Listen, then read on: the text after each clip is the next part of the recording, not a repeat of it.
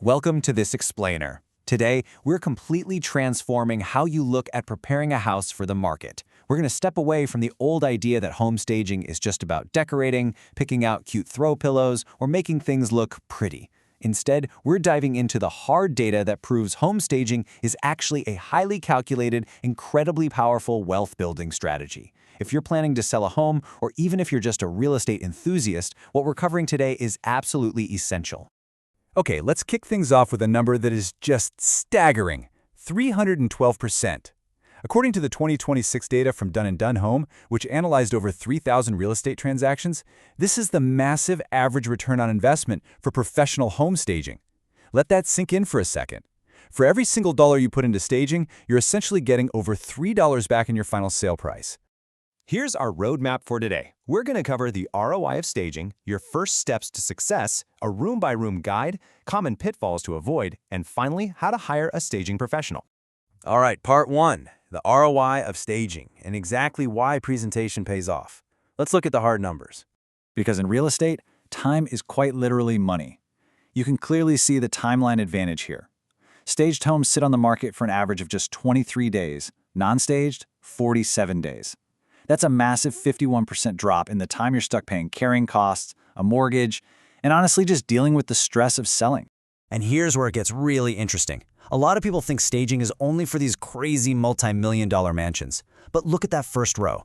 Even in the $200,000 to $350,000 range, you're looking at a net ROI of 193%, adding over $8,000 to the sale price. And yeah, as you scale up to the million-dollar luxury market, buyer expectations soar, and that ROI jumps up to nearly 300%. So before we talk about how to do this, let's define what staging actually is. According to the Helena Association of Realtors, it's just presenting a property in a way that highlights its absolute best strengths. Notice what's missing there. It doesn't say complete remodel or expensive interior design. It's really just about creating a neutral, decluttered canvas so a complete stranger can walk in and immediately picture their own life unfolding in that space. Moving on to Section 2, First Steps to Success, Preparing Your Mind and Your Home. Knowing the financial upside is great, right? But standing in a house full of 10 years of memories and clutter, that can be completely paralyzing. So the experts at Stage by Design recommend a few psychological tricks to beat that anxiety. First, keep the end in mind. Visualize that buyer falling in love. Second, tackle it in small bites. Don't try to do the whole house at once. Set a timer for 15 to 30 minutes for just one section of a room. Once that timer buzzes, you're done. It keeps you moving without getting totally bogged down in nostalgia over old photo albums. Now let's turn that mindset into physical action with some brilliant tips from har.com. First, empty your closets until they're only half full. Why? Because a half-empty closet visually screams tons of storage space to a buyer. Next, clear your countertops down to maybe 1 or 2 items. Pack up every single personal photo, valuable, or travel souvenir. And finally, neutralize your walls. A quick coat of grayish, gray and beige, or a warm white gives buyers that perfect blank canvas.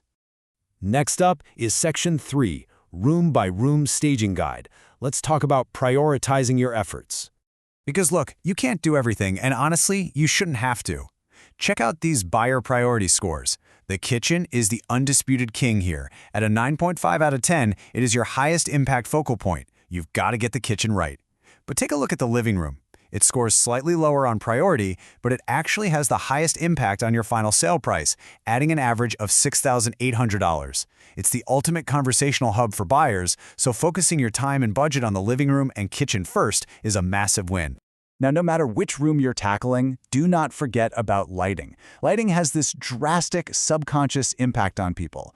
Nobody wants to buy a dark, dreary cave. You want to aim for 100 total watts of lighting per 50 square feet and mix it up. Use ambient overhead lighting, task lighting like a nice reading lamp, and accent lighting. That layered effect makes literally any room feel bright, huge, and incredibly inviting. But hey, before they even get to see those beautifully lit rooms, they have to actually get out of their car. Make sure your exterior is just as pristine as the interior. Why? Because a staggering 44% of buyers will drive right past a property they liked online if the curb appeal is lacking. They won't even step foot inside. So power wash the driveway, trim those hedges, and maybe slap a fresh coat of paint on the front door. That brings us to Section 4, Avoiding Common Staging Pitfalls. Basically, what not to do. Knowing what to avoid is honestly just as crucial as knowing what to do. It's so easy to fall into a psychological trap here. You might absolutely love your bold red accent wall or that huge collage of family portraits. But here's the reality. What makes a house your home is exactly what distracts a buyer from making it their home. When they walk in, they shouldn't feel like an intruder in your life. They need to feel like they just stepped into their own future. So you absolutely have to avoid these specific pitfalls. First, don't overcrowd rooms with massive, oversized furniture. It just makes the space feel tiny. Second, deep clean and eliminate any hidden pet odors. Trust me, buyers notice immediately. Third, take down any political or religious decor so the vibe stays completely neutral. But pay really close attention to this last one, staging too late.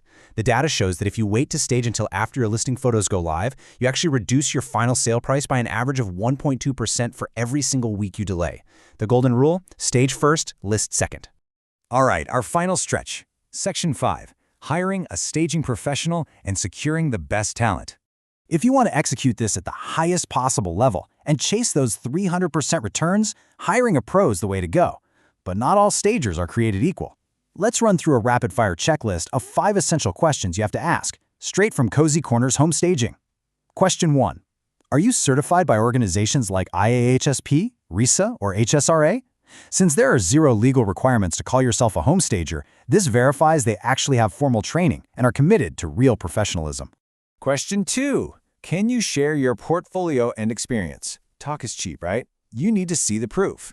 Always ask for references and look at their past work to make sure they have a proven track record of marketing homes that are similar in size and price point to yours. Question 3. Do you carry your own inventory? This is a big one. Stagers who own their own furniture and decor have complete end-to-end control. That means maximum flexibility, faster install times, and the ability to make quick adjustments on the fly without waiting around for some third-party rental company. Question 4. Do you provide a detailed contract? Look, a handshake just isn't going to cut it when you're dealing with your largest financial asset. A reputable company will always give you a formal written contract outlining the scope of work, timeline, fees, and cancellation policies to protect everybody involved. And question 5, are you registered and insured? Do not ever skip this one. Moving giant couches and heavy tables in and out of a house carries risk. Proper insurance is absolutely critical to protect both the staging company and you, the homeowner, from any liability during the whole process. Ultimately, the entire real estate industry backs this up. A full 83% of buyer's agents say that staging makes it so much easier for a buyer to visualize a property as their future home. The pros know that creating a clean, neutral, beautifully lit backdrop is the key to getting a buyer to emotionally commit. An emotional commitment, that's exactly what leads to higher offers.